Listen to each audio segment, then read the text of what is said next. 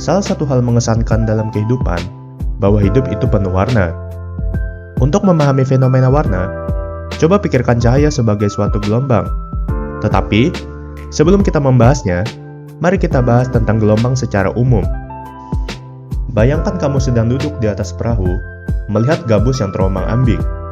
Hal pertama yang kamu sadari, bahwa gerakan itu adalah proses yang berulang. Gabus itu terus berada di jalur yang sama lagi dan lagi, yaitu naik dan turun. Gerakan berulang atau periodik ini adalah salah satu sifat gelombang. Kemudian, kamu juga dapat memperhatikan hal lain menggunakan stopwatch.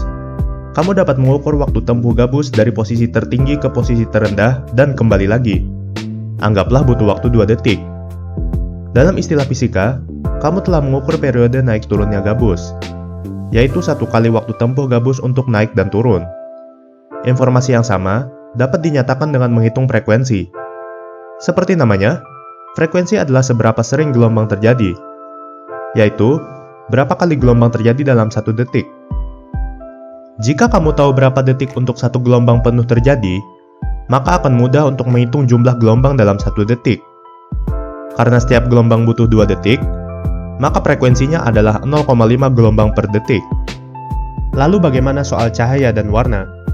Jika cahaya itu gelombang, maka sudah pasti mempunyai frekuensi. Dan sebenarnya kita telah menamai frekuensi cahaya yang bisa kita lihat, yaitu warna. Warna tidak lain adalah ukuran kecepatan gelombang cahaya. Jika mata kita cukup cepat, mungkin kita bisa melihat langsung gerakan periodik ini, seperti kita melihat gabus yang ada di lautan.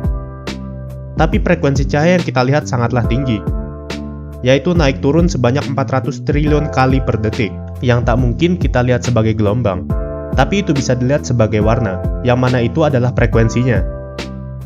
Frekuensi terendah yang bisa kita lihat adalah merah, dan yang tertinggi adalah ungu. Sedangkan frekuensi lainnya membentuk pita warna yang disebut sebagai spektrum kasat mata. Jadi, bagaimana jika ada pensil kuning di atas meja? Matahari memancarkan semua warna cahaya, sehingga mengenai pensil. Pensil tampak kuning karena memantulkan lebih banyak cahaya kuning daripada warna yang lain.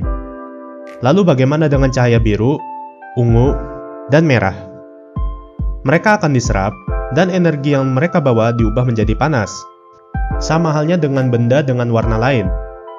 Benda biru memantulkan cahaya biru, benda merah memantulkan cahaya merah, dan seterusnya.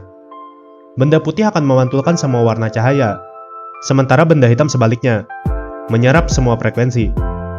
Inilah mengapa sangat tidak nyaman memakai kaos warna hitam di hari yang panas.